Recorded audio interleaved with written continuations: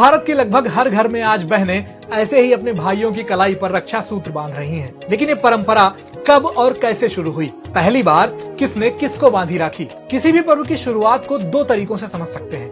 पहला शास्त्र और दूसरा लोक परंपरा। रक्षाबंधन श्रावण पूर्णिमा पर मनाया जाता है। शास्त्रों के मुताबिक इस दिन ब्राह्मण वर्ग यज्ञोपवीत बदलता है।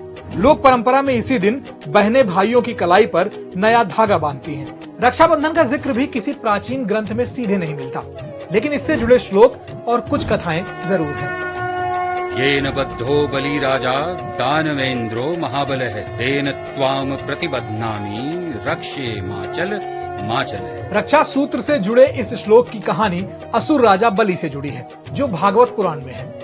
कहते हैं एक बार राजा बलि स्वर्ग जीतने के लिए अश्वमेध यज्ञ कर रहे थे, जिसमें भगवान विष्णु वामन अवतार में पहुंचे और दान में 3 पग भूमि मांग ली।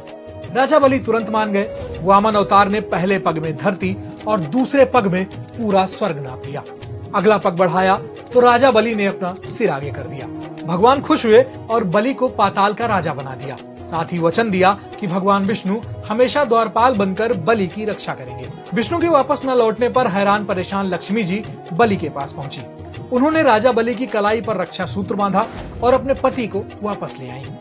इसी प्रसंग के साथ दिया गया श्लोक आज भी रक्षा सूत्र बांधते समय बोला जाता है। 2 किस्से भविष्य पुराण में भी मिलते हैं, जिसमें बहन ही नहीं पत्नी अपने पति को रक्षा सूत्र बांधती है। असुर संग्राम के दौरान इंद्र की पत्नी शची ने उनकी कलाई पर रक्षा सूत्र बांधकर अजेय होने की कामना की। ऐसे ही यमुना जब अपने जुड़वा भाई यमराज से 12 सालों के बाद मिली तो उनके हाथ पर रक्षा सूत्र बांधा और हर साल उसी दिन यानी श्रावण पूर्णिमा को मिलने का वचन ले लिया। महाभारत में भी कई जगहों पर रक्षा सूत्र का जिक्र मिलता है। शिशुपाल वध के समय जब श्री कृष्ण की अंगुली में चोट लगी तो द्रौपदी ने अपनी साड़ी फाड़कर बांध दी। वहीं कुंती ने भी अपने पोते अभिमन्यु को रक्षा सूत्र बांधकर अजेय होने का वरदान दिया। ऐसे ही सेना की रक्षा के लिए युधिष्ठिर को भी कृष्ण ने मणिमय सूत्र बांधने की सलाह दी थी। इतिहास के पन्ने पलटने पर यहाँ भी रक्षा सूत्र के धागे मिल जाते हैं।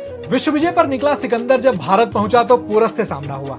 जब पोरस हावी होने लगा तो सिकंदर की पत्नी रुखसाना ने पोरस को राखी भेजकर सिकंदर की रक्षा की। कुछ किस्से मुगल बादशाहों से भी जुड़े हैं। साल 1535 में जब चित्तौड़ पर हमला हुआ तो रानी कर्णावती ने हुमायूं को राखी भेजकर मदद मांगी थी।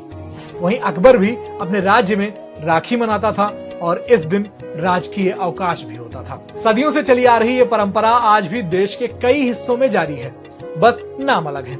जैसे उत्तर भारत में इसे राखी या रक्षाबंधन कहते हैं, वहीं तमिलनाडु में अवनियट्टम, बंगाल और असम जैसे पूर्वी राज्यों में ये पर्व झूलन पूर्णिमा हो जाता है। महाराष्ट्र और वेस्टर्न घाट में नराली पूर्णिमा, तो वहीं राजस्थान में चूड़ा या लुम्बा राखी की परंपरा है। गुजरात में महिलाएं भगवान शिव को राखी बांधती हैं, जिसे पवित्रोपना कहते हैं। तो ये थी रक्षाबंधन के पीछे की पूरी कहानी।